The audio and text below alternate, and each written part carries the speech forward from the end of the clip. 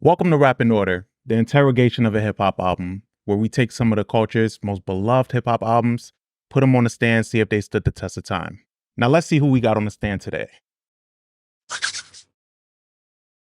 Welcome to another episode of Rap in Order. I'm First Class Regg. And I'm Taurian B. How you feeling today, sir? I'm feeling good, man. Good. We had a pretty interesting week. Mm-hmm. We got new music. Mm-hmm. So I'm pretty excited about that. Spring is here. Spring is, we're less than 30 days away. I counted the other day. Spring is here. Yeah. We're 40 days away from WrestleMania, so you know. Oh yeah. That. Yeah. As today's recording today was Elimination Chamber in Australia. Great production. Shout out to Triple H. That was good.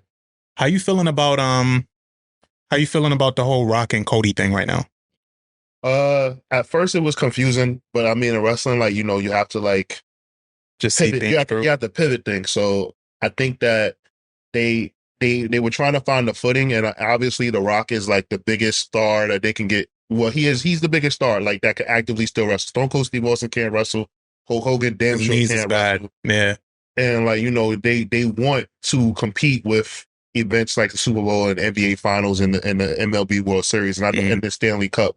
I know that sounds like very like that sounds very ambitious, but like that's the goal. That's right? The goal, right? Yeah. So, and they just made this big deal with Endeavor TKO. So they, you know, they had to make like the biggest play possible, but like through the strength of the fans kind of basically said like, we just cool with The Rock just showing up. Like, yeah. No, nigga, like Cody has a story. Mm-hmm. Like, and Rock came in and he's just doing his thing. So what I found interesting though is that, like you said, The Rock is like a really, really big commodity. So like him coming is kind of throwing things off a little bit because the fans are happy, but it's like he don't want them to be because he's supposed to be the heel. Right. So even in the crowd work, they'll be cheering him on and then he'll insult somebody to try to get them to boo him. Because it's like the fans, we love The Rock, but we just, like, bro, just chill. Like, we wanted you to fight Roman like a year ago, 2 years ago. Like, yo, be easy, because the thing is that we all know wrestling is scripted, right? It's predetermined, but we don't want to like be in on it that much. Yeah. So if The Rock comes in and beats Roman Reigns, we know that he ain't gonna like be around for much longer. Roman Reigns is barely there as it is. Mm-hmm. So, you know, we just want to like. And Roman has had the title for how long now?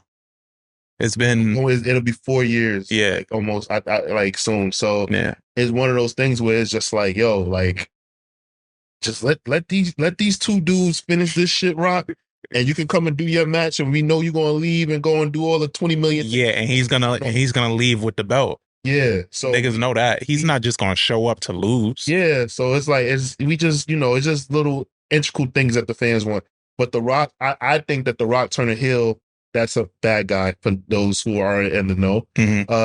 I actually think it's great. I thought it was pretty dope how he kind of combined two eras. Like he combined the Versace shirt wearing Rock with the leather vest Hollywood Rock. Yeah. Combined both of them and, you know, had on the Versace vest. Yeah. I thought that was dope. But The Rock got to find his footing though, because I just thought he turned it into a vest because his arms are too fucking big now.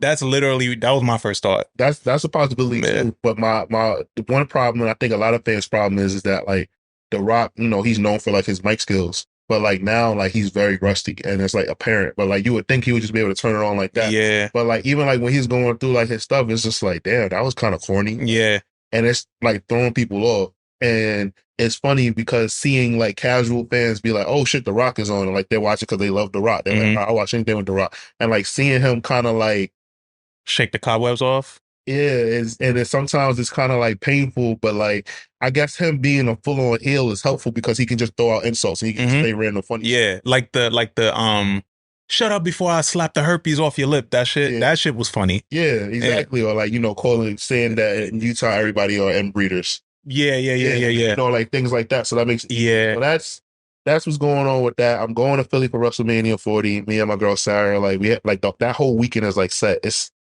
I'm probably gonna come back like extremely tired. Like Yeah. I'm not. No, not probably. I am. When is this again? April, the weekend of April the 4th, 5th, and 6th. Okay.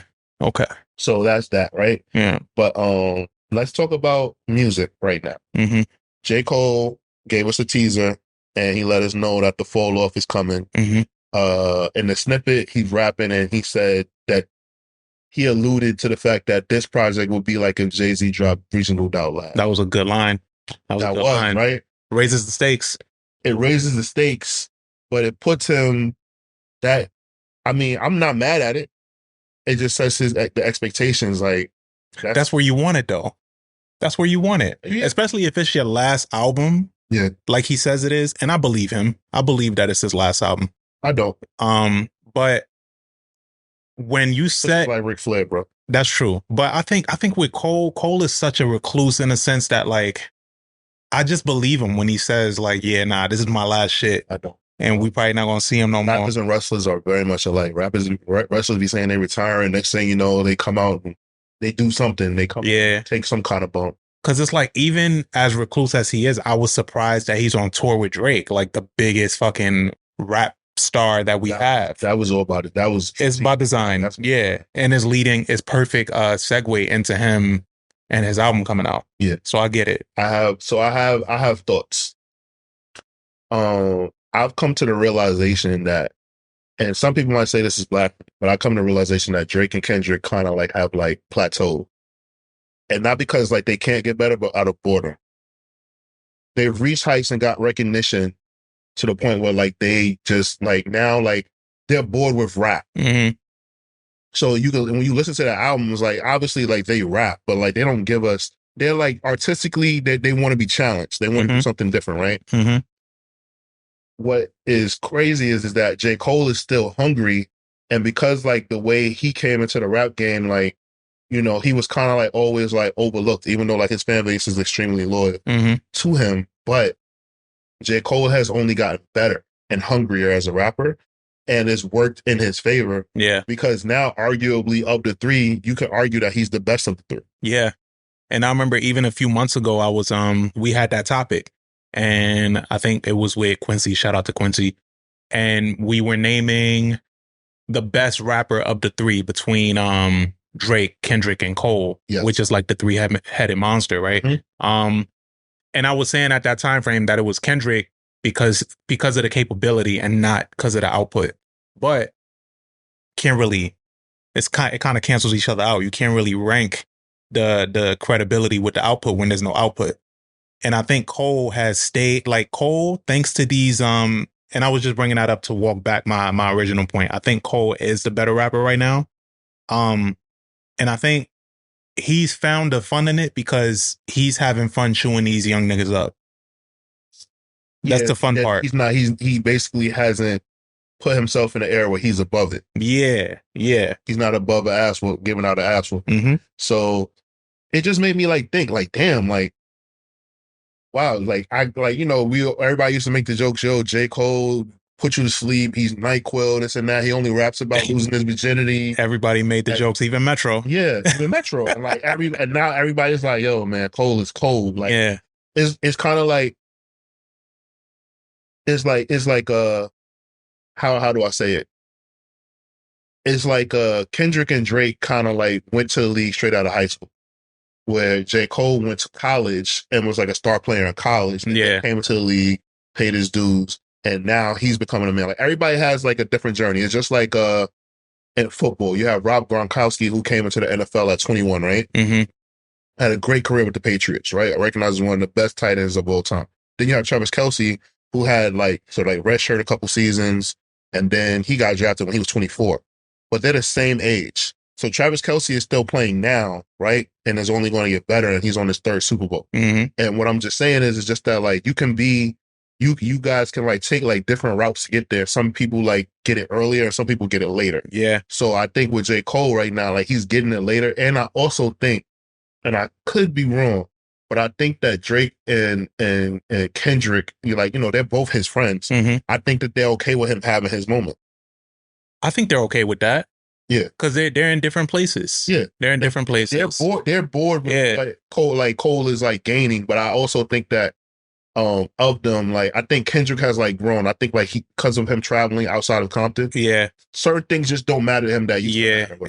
And Drake, they're just on different level playing fields. Like Drake can't be what Drake wants to be if he stayed in Cole's lane. Yeah, exactly. He just Drake is the biggest star, right? And that's what he wants. And that's what he wants. Yeah. Right? And that's cool. J. Cole wants to be the deadliest MC. He wants to be the boogeyman. Mm-hmm. And I think that he's accomplishing that. And I think that with this project and the anticipation around it and like how everybody reacts to it, yeah, I think that like he's finally getting his just due. Like I remember the first time seeing J. Cole, he was on the cover of the Source magazine, and it was when he got signed to Roc Nation, and they were saying that he was next. Mm-hmm. And a lot of people like were giving him praise. Mark Pitts was his manager. Mark Pitts used to manage Biggie. It was like all of these things, like signed to Jay-Z's label, managed by Biggie's old manager. Like it was just all of these things. He went to college in Queens from North Carolina. Like everything, it was like this storybook, like kind of like thing for him. And do you think, I'll ask you this before we move on. Do you think Jay-Z has any regret for not giving Cole the recognition that he deserved back then? I think that he does get Cole a recognition. I think he does it in private. I don't think he regrets it because I think that he gives Cole a recognition. Even when for Born Center when J. Cole didn't win Rap Album of the Year, like Jay-Z told him like you already won, like you got a #1 record. Like I think that they have a very private relationship. I don't know why it's so private, but I don't especially compared to the other artists that have been in the bubble of Jay-Z. I think Jay-Z didn't want to put that on him. But that's the thing though, like Jay-Z has he has a close relationship with Meek. Publicly, he has a close relationship with, like, you know what I mean? Mm-hmm. So it's like different people. So I would just imagine that he would want something like that, I also think, and I could be wrong, but I think that somebody like Meek kind of like is exciting to him. He's a street dude, and it's kind of like reminds him of his younger self. Whereas like J. Cole, I think he just respects him as an artist and knows he's talented.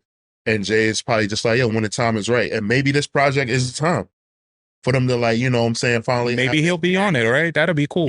I hope. Ooh, that'd be crazy. What I hope, and I need J. Cole to run this sample back of Jay-Z being interviewed saying like, yo, the person that's going to take me out is at home eating his bowl of cereal. Oh yeah, like he did that. J. Cole already used it. He did that. Yeah, I need J. Cole to run it back, and like that be something like I just feel like it's in wrestling. We're going back to wrestling. It's called long term booking. Yeah, be patient. Okay, I think we'll get the payoff. We're gonna see. We're gonna see how it goes. We're gonna see how it goes. But that would be crazy. Okay. But for a transition here, right? Well, unless you had something else. I had something else I wanted to say. Yeah. Okay, Beyonce venturing in the country. How do you feel about that? So I know you're a big fan of country music. I'm not so much. I'm not a big country music fan. I'm into storytelling, so I do get the storytelling aspect and how it can be great, right? But I don't know, man. I don't know how I feel. I know Beyonce is amazing at rollouts, so I want to see how she rolls this out. If Dolly Parton is part of this, that's going to be big. That's going to be really big. I think Dolly sent out a tweet, or her handlers, whatever, sent out a tweet about her the other day about Beyonce. Right? Yeah. I think it's great that she's Beyonce's from the South. Country music is like in a thing from the South. Yeah. But what I've learned, because I wanted to understand why there's backlash, right? Like, why do people feel this way? And there's two reasons. One reason is that she's viewed from country music as a pop star. Mm-hmm. So it's kind of like how we would look at it. Country music is looking at Beyonce the way that we looked at Miley Cyrus. Okay. Yeah. So even though I'm aware that the talent levels are not the same. That's one. And two, I understand that Black culture created country music. Mm-hmm. Like the banjo, like which is like a very like main part of country music, is something that was created by Black people. I'm aware of that. But unfortunately, white people took it over, so they feel like it's theirs. So Christopher Columbus shit. I get it. but they feel like Beyonce is stepping into their space, into something that they have, and like she doesn't care about the culture, or she doesn't care about the tradition of country music, right? So that's what I've gathered. You think Keith Urban is at home like, man, this is fucking ridiculous? No, not Keith Urban. You want to know what's funny? So, to my understanding, it's not like country artists like Garth Brooks, Keith Urban, like, Reba McEntire, Shania Twain. Like, none of those artists really give a fuck. Like, they're like, yo, we fuck with Beyonce. Like, we respect her.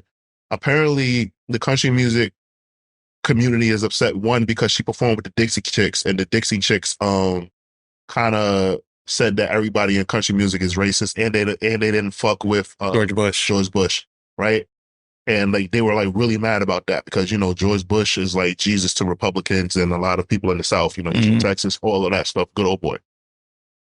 That's one thing. She performed with them in the Country Music Awards, and then two, a lot of people for some odd reason, like they make everything a political thing, and they feel like because she endorsed Obama and like they're huge like supporters of the Democratic Party, that they feel like Beyonce's trying to sway voters with her music. And it's like, yo, it's not that deep. Like she just want to make a country album. Like she's not trying to get people to vote because they like her album. Yeah. So, and hearing that, I just realized like there's just like a huge disconnect. There is. And like, I don't, and it's crazy because like, even if you say, yo, like she just want to make music, they're like, nah, you don't get it. There's an agenda. There's a secret agenda. So I'm like, all right, cool. Like it's exhausting. And I mean, even if there is, I don't think it's as simple as her just want to make music though. I think there's always something calculated, and she has some type of agenda. I don't know what it is, but she went into this album rollout planning with 3 acts, right? First act, dance music, but it all connects to her lineage. So like, I think the third act, there was a rumor that it would be rock. They said it would be a rock album or a Destiny Child album. I doubt it'd be Destiny Child, but I can see the rock one. We'll get some. I think we're going to get something with her and the Destiny Child members. Yeah, I think so. We'll get like a song or two. Yeah. I would love to hear a rock album. Did you know? This is very north. I'm sorry, I always do this, guys. Did you know that Mariah Carey has a rock album that has never been released? Nah, I didn't know that. Yeah, I've been trying to find it on the internet for a while. It's like I'm trying to find it. Like interesting. But I wonder how that would sound. I'm cool with Beyonce making a rock album. I think I like artists going into different genres. I'm cool with that. I think that a lot of people, it's hard to digest sometimes. I just feel like, yo, we get like, as for artists that we get like a lot of music from, I'm not mad at it. Like when people like try to like go into like different modes and do things or whatever like that. I'm not mad. I'm never mad at it. I always think like, okay, maybe they got bored. Maybe they got bored with this. Like I'm okay with it. And like we don't know. Like some people's like musical biology is like a lot, like runs a lot deeper than we know. And sometimes like they might just do like one thing. Like did you ever see the movie A Star Is Born? Was it Lady Gaga? Yeah. Remember how like she started out like she was like a folk singer, but then she turns to like a full on pop star. Like that happens. Like I think that sometimes artists get pigeonholed into making one kind of music, and like you should just be allowed to do whatever you want. So. I think there's a certain thing about that too, where it's like certain genres hit their ceiling, where it's like you can only do but so much. Right. So like that's why people like Usher are revered in the Black community, because yeah, he did a couple dance tracks, but for the most part, he's predominantly R&B. So that's like where his pocket is.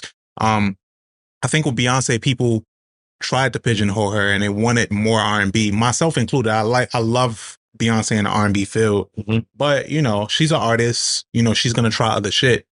What do you think Bruno Mars's next era is gonna be? That nigga, he dips in and out. He's done like 70s, he's done 80s, he's done 90s. Jet Swing. And he gets a lot of shit for that too. And he should. I think the next thing that he's gonna go into,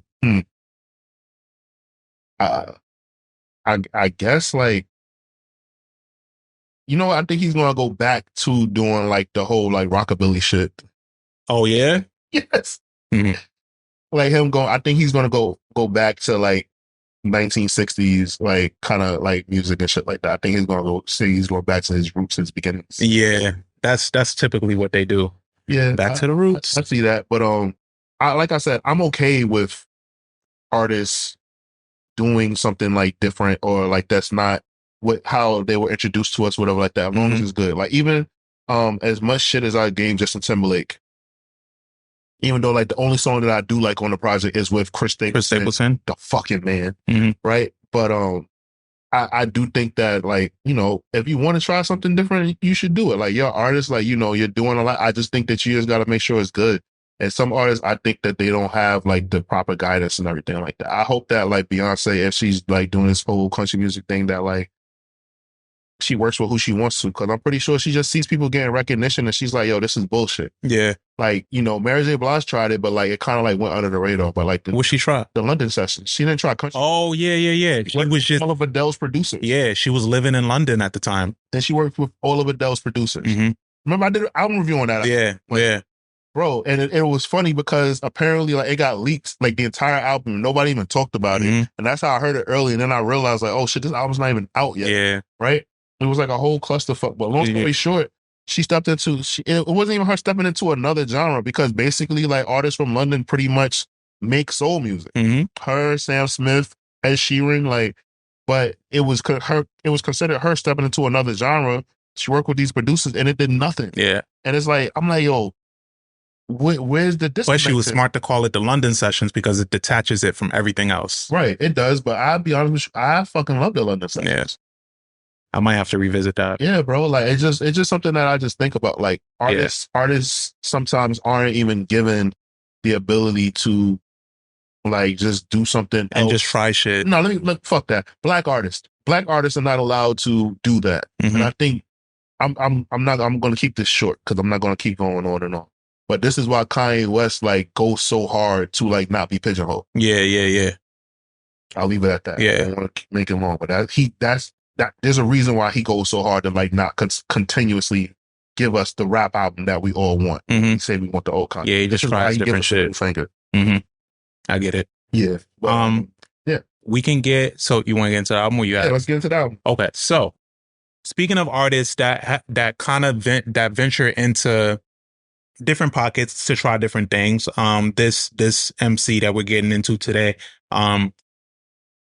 he was 17 years old when this album came out, mixtape rather. So, and when this came out, I remember specifically how everyone felt about it. It was like, man, this is crazy. This is great. And everybody was giving him credit because he's 17 years old and he's tapping into a time that he wasn't even around for. Right. Fully. He wasn't born until 96. Yeah. But he brought so much of this throwback feel and it felt authentic to him.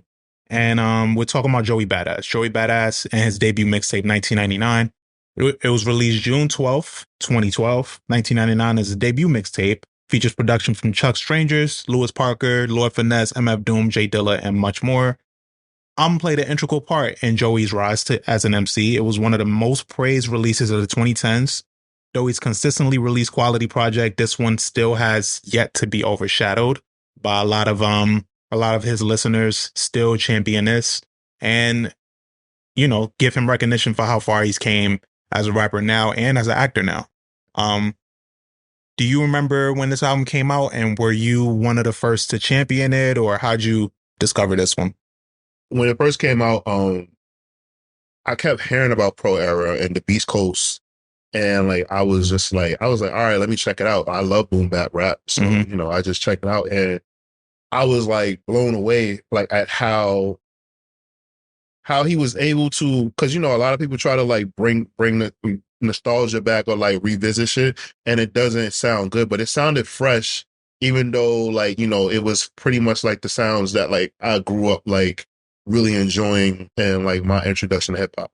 So I was just really impressed with that. And I really was like curious to see like how he was going to keep that going. Like, was he going to make his thing, everything is going to be about the 90s or like keep trying to like recreate that because, you know, that's kind of like it's a very small box. It's a very small box. Yeah. But I appreciated that like, he was so young and he was just so like immersed in it. And like, you could tell like he knew his history. And, you know, that's why like, but also then like, I kind of like related to him a lot because like he had a young mom, and lo and behold, his mom went to fucking school with Mos Def and like and Talib Kweli in Brooklyn. So like it was just kind of like in him. Yeah. And I just think that learning about them, I was just like, where the fuck did they come from? Because it kind of seemed like Joey Badass just like you just heard about him. Like at first, there was no music. Yeah. Like it was just like everybody just kept telling us how big of a deal Joey Badass was. And at this time, I was working at Soho and I was working at Club Monaco. And like I just couldn't. I was like, yo, what in the hell? Actually, no, I just stopped working at Club Monaco. Yeah, I just stopped working. James quit, and shout out to Jamesy. Shout out to Jamesy. Jamesy quit because they wouldn't give him the day off to go to Brunch Bounce. And I convinced them to let me go so I could still get unemployed. Yeah, fucking dope. Yeah. Right? Damn, I remember that time frame. So crazy. when this project dropped, I was just kind of like, where the fuck did he come from? And I know he wasn't an industry plant, but it was like he had the stamp. Like everybody was fucking with him and they was saying like, yo, this kid is next. And on top of that, he was 17, so he was getting Nas comparisons. He had the lyrical ability. He had the producers. Like it was kind of like a no brainer. And I was just thinking to myself like, yo, like what's going to come? Because we also had other artists like on the horizon at that time. Like Good Kid, Mad City came out this year. Yeah. Right? October this year. Right. So I was just like very like curious to see because there was such a boom of like new music and everything like that. And then like I found myself comparing like Beast Coast to Our Future and ASAP Mob and like trying to see like, oh shit, like which crew is going to like. Bro, and Rap Crews, Rap Crews was a really big thing around this time. Yeah. Like it was a resurgence of Rap Crews. You had ASAP Mob, you had Pro Era, you had Future, like all these niggas that like just clicked up, in a way that we hadn't seen in a while. It was something special. Like I was like overwhelmed, but I was in a good way, like happy that we just had so much music. We had a lot of shit. And I think what made Pro Era is still a bit of a mystery. I think a crew like this deserves a documentary because I think it's a lot of shit that people just know offhandedly, but a lot of it is credited to Steez, rest in peace. Right. And a lot of people don't really know much about this crew. People know Joey Badass, but it's like they're forgetting his roots. Right. And it's funny because remember when Barack Obama's daughter was repping Pro Era because like she was a huge fan of them and she was like on that kind of time. That kind of like catapulted them into like the next strategy. Like that like kind of like pushed them further. And I think the reason why we didn't get to like Joey was kind of like the shining star, right? Like that the labels wanted and they signed all of them and gave them deals, but I think that Capital Steez was like like Pro Era was his brainchild. Yeah. And he was kind of in that ASAP Yams role. I was just going to say like, that, yeah. He could rap really well. ASAP Yams, the RZA kind of realm, but like he was like the mastermind of the group and he was the best rapper or MC that some people. He was showing Joey how to approach different beats and like how to rap on certain shit. Right, exactly. And I don't think that Joey out raps him on any songs that they're on together either. No. He fucking bodied him on Survival Tactics. Yeah, Survival Tactics. Yeah. He out rapped him. But I think, and here's my theory. I think that Capital Steez was very advanced at their age, but I felt that it was kind of like with Absol where he was too smart for his own good, and I don't think that they could get him to dumb down what he was talking about. Versus with Joe, he was a little bit more marketable and easier to ask, hey Joe, you mind rapping about girls on this track? Yeah. He was easier to like, I don't want to say control. Yeah, not like, control, but like just be like, hey, the label needs a love song. The label needs this. Like, I don't think Capital Steez would be the person that would be like, oh, sure. I think he would have been like, no, that's not the message. That's not, yeah. Like, he was more militant with what he was trying to get to the masses. And I think that he took everything like very, very personally and like he was very in tune with things. And I think like, he's just one of those people like you kind of can't mess with what they're trying with what that person is trying to do. And, with that being said, I think after Steez unfortunately passed away, I think that a lot of things that was like on the horizon, like Steez was the only person that kind of like had the blueprint to get them further. and the label really only cared about Joey. Yeah. And I'm not saying that like that's anybody's fault. Like that labels is just fucking shitty like that. And I think that's kind of like why, like, I think Joey tries his hardest to like, do for his crew and everything like that, like put them on his projects. But without the coach. Yeah. And for the most part, that's how it goes in rap crews. Like rap crews get signed, but there's always one person that they're paying attention to. Yep. Like in the rap crew, where it's like, all right, we're gonna sign all of y'all because we see there's a loyalty thing between y'all, but it's only gonna be one of y'all niggas that we're gonna hone in on, Right, exactly. Like it just and it happens in so many different ways, but that's where like that's just how the shit happens, man. I literally just sat here and tried to like think like of like a rap crew where like things worked out. I don't know the Juice Crews. I don't know the Juice Crews like inner workings of when they were signed, but like the Juice Crew is the only rap crew that comes to mind for me. Oh, the Dungeon Family a little bit, but I think that the Juice Crew, and that was in the fucking 1980s. I don't know. Yeah. I don't know if they all had one deal on one label, but I know that they were a crew and they had multiple people that were successful. Well, there's crews that have like dispersed and they still seem like they're cool. They just doing other shit like Our Future. Our Future seem like they still cool. Our Future work, and like most people were successful. And then I just thought about it. Dungeon Family is one. Does Rough Riders? I mean, well, yeah, they were crew and a label or whatever like that, right? So Rough Riders counts because like X, The Locks, E had like their success. Like, even Dragon had his own success in a way. Infrared went on to be like a prolific like ghostwriter. Really quick. Speaking of damn, who did Joey? Damn, it just left me and I didn't write it down. Joey Badass ghost wrote for somebody and like it was actually like a really big deal. Now I gotta Google it.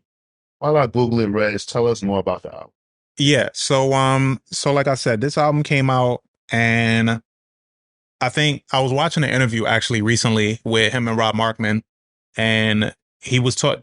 Rob asked him, he was like, "Yo, like were you afraid?" Because this was 6 years removed from this coming out, and he was like, "Yo, were you afraid of like being pigeonholed of like having this specific sound?" I heard that, and he was like, "Nah, like I actually really fucked with that. I like that idea, but it's not until you try to grow as an artist that they try to harken back to how you were introduced." Right. So he didn't really feel it till later. I thought that was interesting because he didn't see it. He was 17 years old. Yeah. Right? And so you don't think outside of that. And then you realize like, wait a second, like, so I can't like make an album like Mac Miller or like this artist. Like you still want me to do like, like even like everything that he did was very intentional. Like the colors, like, what I'm saying? So like they use like the pants African colors like for his logo and everything like that. Like it just it was very like New York centric things that they did. And I found so he co-wrote Rockstar Post Malone. Oh, so that's bread. He's set for life. That's like a diamond song. Yeah. He so you got to think about it like he's a Grammy winner. He was in an winner, Oscar short. Yeah. Oscar short. So like he's very like, I know a lot of people think that Joey Badass is like quiet or they're like, yo, like his music success isn't there, but like, no, like he's kind of like the man. Like he's the man. Like he was on the show Bad Robot, like got great reviews and stuff like that. That Oscar short that he won for that I don't think like he was a part of the. Yeah, he's a part of an Oscar winning short that was on Netflix. Right. And then he's on Power and I think he has like another project that's kind of like really like revered. But I just think that like Joey Badass is kind of like, I like it's not as like vocalized, but like he kind of like is like up there like with Tyler as far as like getting like his recognition behind the scenes and getting yeah. I agree. So for the album kicks off, or mixtape, however you want to reference it, but it kicks off with Summer Nights, which is a really great opener. I liked it a lot. But what I thought was interesting, he said this was actually the hardest song to write for him. Really? Yeah, because it was the last song he did. So he did the whole album and then he realized he didn't have a song that he was comfortable with opening it. And he was like, all right, I need to actually record a song that's going to be the intro. And so that's how he came up with this song. Okay. Yeah. And I think that this was an amazing intro for the album. I think that like, New York City summers are like some of like lore. I think that like if you've had the pleasure to spend a summer in New York City, like you are like blessed. Like you like it's like a special club to like be in. So when I heard this, even back in 2012, I was like, damn, like this shit could have been on the score for like the movie Kids. Yeah. Like that's kind of like the feeling that I got, and I've always especially if you're listening to this looking at the album cover, like yeah, it just feels that way. Yeah. It feels like Zoo York Supreme, like just like it just feels New York. It just feels like New York, like and of those like 90s kids, like where it's like they like skateboard, but like they'll still like rob you and shit. Like it's just one of those kind of things. And I really like enjoyed this opener, and it was very intentional. And I'm glad that like he actually took his time to like make sure that like the first thing that we heard on this mixtape was this track. Very smart. Yeah. Carries into Waves, which is some will recognize that J. Cole used the same beat for False Prophets. Yeah, for False Prophets it was. Really like this song. Joey actually borrowed it from Freddie Jochin. And that song came out maybe a year before this. So it's been kind of handed down 3 times, and they all used it in different waves, which is really fly. Smart. His flow toward the end, he says some shit. He goes, I'm hopeful that me spitting is soulful will have me in a daily postal, flying coastal, eating tofu. It just flow. It's such a 90s flow. So I have thoughts. Yeah. The wordplay on this at 17 years old, bro. Like, I think that's like a perfect kind of like marriage for a lot of rappers, right? You got Nas, you got Earl Sweatshirt, where in the recording process, like you're probably your imagination is probably at like its biggest. Yeah. Because like, you haven't like entered the real world yet. Like I know that Nas had a very like real world life living and growing up in Queens, but you get what I'm saying? Like it's kind of like you're still kind of like innocent to things. Like you haven't heard Know that much. Like, even if like you grow up poor, like you still have like an imagination because like the real world hasn't hit yet. So being 17 is like a very unique spot because it's like you're grown enough to like do a lot of things on your own, but you're also not you're not the legal drinking age or drinking age. Like certain things you can't do, and it just adult like your innocence isn't sucked away from you as an adult. So I think that like there's a significance to Joey being so lyrically advanced at a young age. Yeah. And it's like he really was able to like tap into his creativity and get down with the wordplay and storytelling and things like that. Because there's certain points on this album where like you're like, yo, this dude is really advanced and like he's very like aware of the world. And then there's certain parts where you're just like, yo, he's fucking immature. Yeah. Like he just 17. He's just fucking 17. Yeah. Like when we get to the track, like I'll say like what I mean by that, but it's very funny to think about it that way. I know the one you're talking about too. Because I think I wrote notes for that one. But yes, yeah, that song is amazing, and it leads into From the Tombs, super 1992 referencing. Like it sounds like 1992. It sounds like a fucking Wu-Tang B-side. Yeah.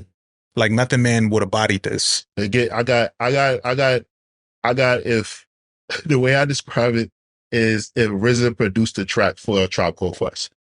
Oh, that's actually a perfect analogy. And scratches from Static Select on here. It's just great, man. He used everybody to their highest potential on here so far, at least. And then you get into Survival Tactics.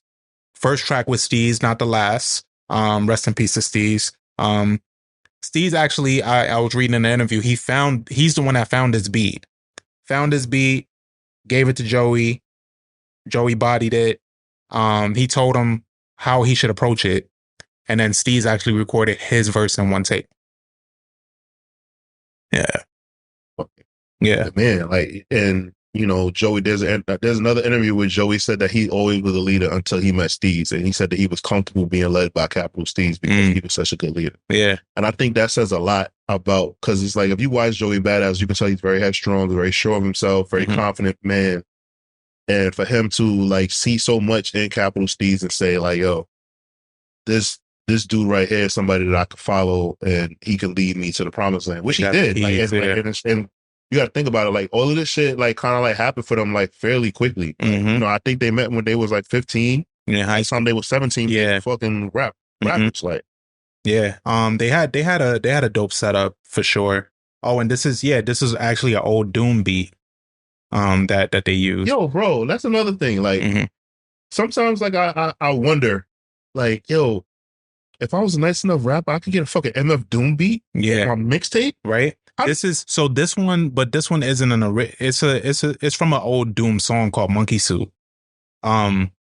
So even still, yeah, and Steez not hit him up like season the fucking desist. Yeah. What are you? I feel like, I guess in my imagination, it's just like Doom probably heard what they did on it and was like, yeah, y'all can rock with that.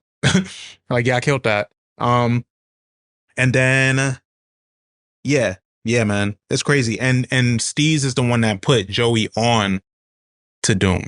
Right. Yeah, he put him on the Doom. Right. He put him on the Doom. He put him on the numerology. It was a lot of things that like Steez was into, because even like their logo, it looked like a swastika, but it was just like the number. What was his favorite number again? 47. So 47 over and over again looks like a swastika, but anyway you turn it, it's 47. Yeah. Huh. That's fly. You know, like that was his favorite number. Like, so that was like it was like a whole bunch of like eerie stuff around his death with that number as well. So yeah. And then he doubles up with Steez again, Illuminati. Smart. And yeah, produced by Knowledge. I think you wanna know what's funny? I think we all went through a period of going through like conspiracy theories.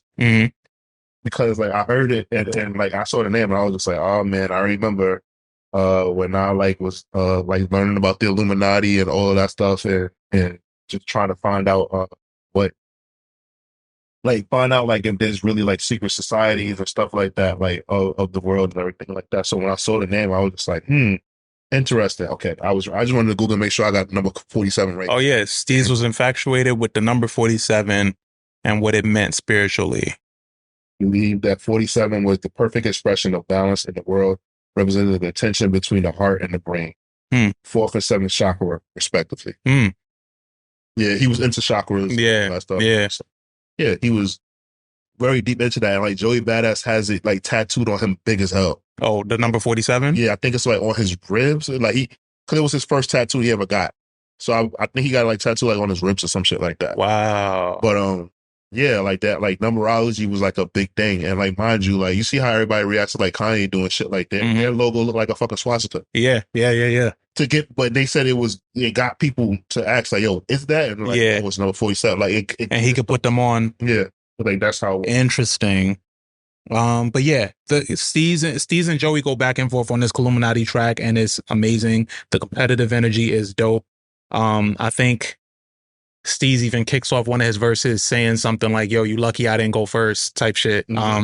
Yeah, competitive energy was there, man. It's really great hearing them together like this. And it is great. And it makes me sad because I'm just like, damn, like this guy was like this great artist.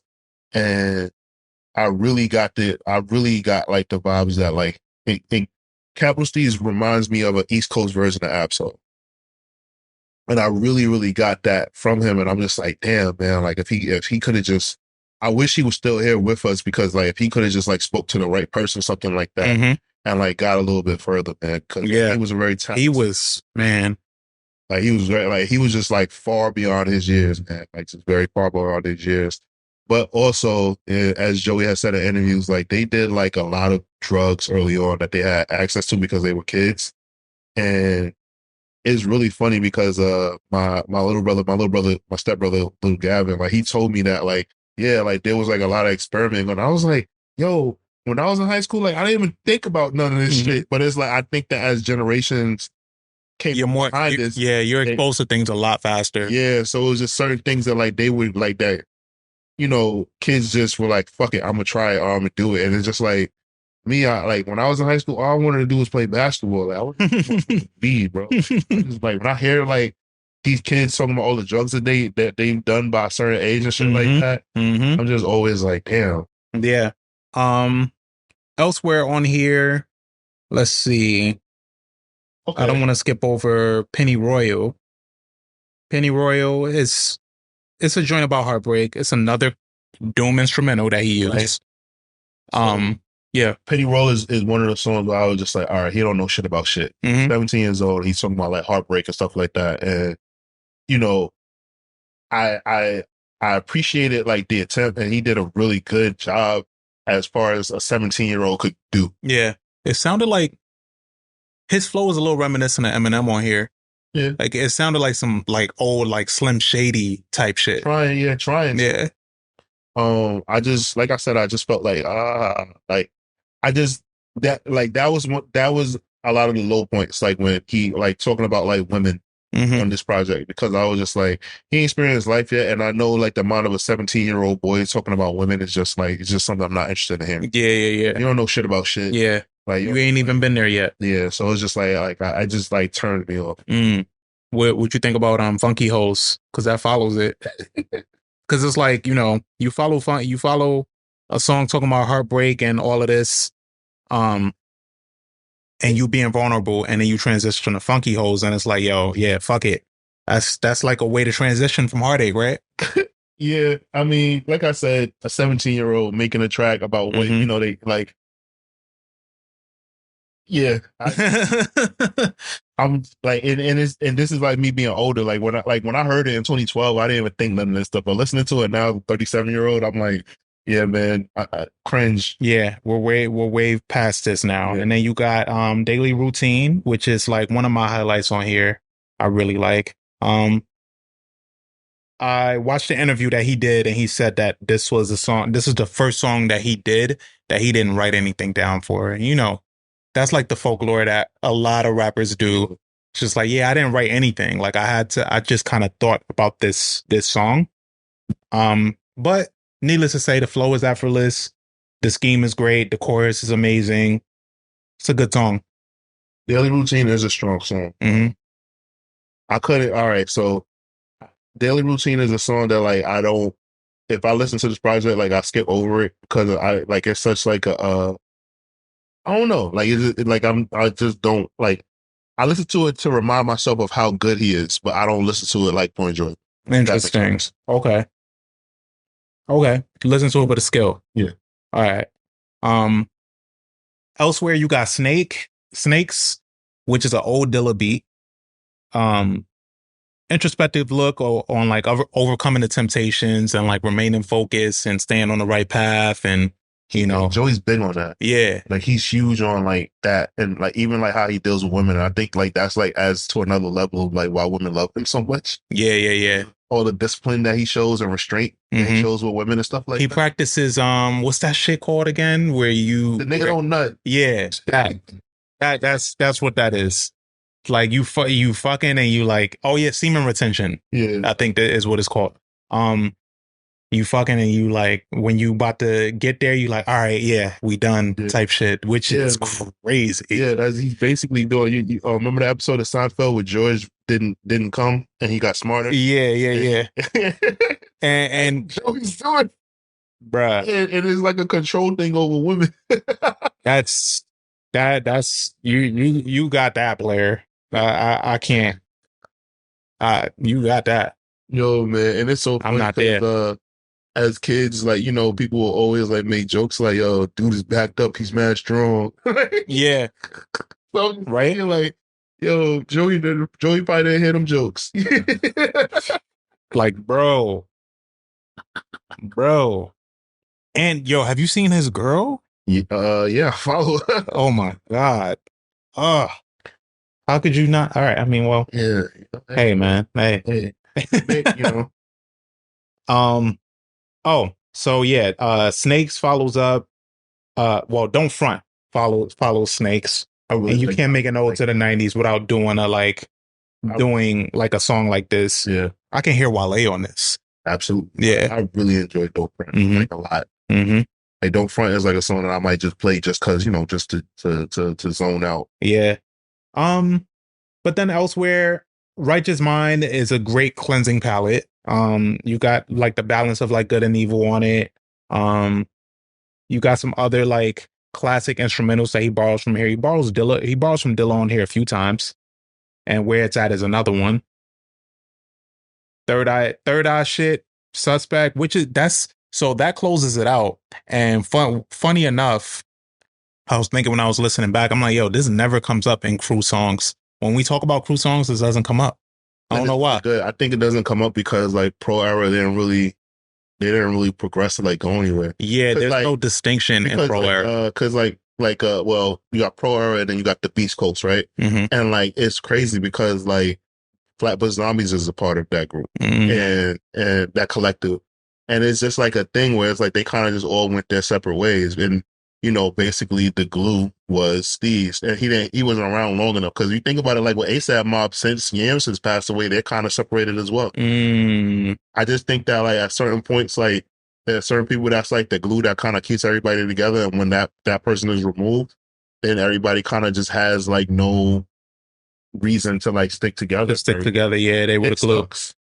Yeah, but that's true. I just think that's the truth. Like, cause I think if Steve's would have stayed around a little bit longer, well, a lot longer, I think that it will get recognized. But I'm definitely going to bring this up in Posse Cuts now.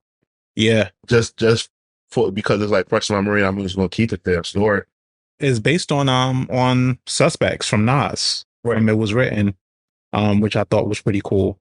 But let's see, standouts on here. Let's get to that. So for me, Suspects, Daily Routine, Snakes, Pennyroyal, and Survival Tactics. What about you? So for me, Survival Tactics, Hard Knock, Suspect, and Daily Routine them stand out. Okay. You want to get to ratings? Yeah. Okay. Kick it off. Okay. I give it a 4 out of 5 waffles. There's not too much. Like the only flaw in it is like it's not his fault. Like he's 17 years old. It's just that like there's certain when he talks about the topic of women, like I don't care to hear it. Mm-hmm. And he hasn't experienced that much life yet, but it was just impressive to hear such a young person like come out the gate and like rapping like this and deliver. Mm-hmm. So that's why I'll give this mixtape 4 out of 5 waffles. Like it's not too much wrong with it. Like I said, it's just like, like lack of experience. Yeah. And I'd agree with you there. I could give it a 4. Originally I tied it to a 4.5, but I'm good with giving it a 4. Listening to it is a great experience, right? It's cool to listen to somebody that didn't really partake in the 90s like how he rapped about so passionately, but can rap in such detail and with passion, and like pull from beats that are specifically from the 90s, like pulling from beats from Doom and Dilla and Lord Finesse to like make this album. It's like the boom bap version of Nostalgia Ultra. Like it's like in a sense because he's revisiting all these classic tunes, and putting his own feel on it. But also it's like an updated version because he's still his own artist. Like, he's just revisiting it and putting his own spin on it. I think, yeah, I agree. Yeah. I just hope that, cause I know we're talking about this project, but like, we've got other projects from him, now. And I just hope that he finds his like footing. I know that like he had the project he was supposed to put out before the pandemic, like Puff, like had like a lot of input. Oh, he did put out the album, but he's talking about 2000. Yeah, yeah, but 2000 was good. 2000 was good. You didn't like it? I like 2000. Like I'm just trying to like, cause Joey doesn't really like let us in like that. Mm-hmm. Joey's like really into cars. No, I didn't know that. Like he has like a lot of interest. He don't really let us in. He's very like secretive, like private, and like his interviews, like it seems like people like the interviews are like mesmerized by him, men and women. And like it seems like he just like they respect him so much they don't want to ask so many invasive questions. He just be chilling. Yeah, yeah. It's just, I don't know. I just feel like I don't know enough about Joey Badass. I watch a lot of interviews about him, and it's like they really just keep it to the music with that man. Yeah, they really don't bother him that much. He has a really nice tribute to Steez on 2000. It's really, really nice. Yes, indeed. Yeah, and you know, he's dealt with a lot of like death because even his cousin that became his manager died after Steve's. And so like I know he's dealt with like a lot of loss and everything like that. And the fact that like he's still going. And he's still young, man. He's still so young. I think he just turned 30, right? Yeah. Super young. But we say all that to say, if you've been seeing Joey Badass on Power or all the little like side projects that he's been doing, not to diminish them, he actually got his start with this debut 1999. And I would say, as well as Tori, and I would say would recommend this. You know, if you're trying to get into Joey Badass, this is where to start, and kind of literally you could just lead your way up to like where his catalog is now, because it's a great starting point for where he is as an MC. I'm First Class Regg. And I'm Taurian B. We're out of here. Catch you guys next time. Dun dun.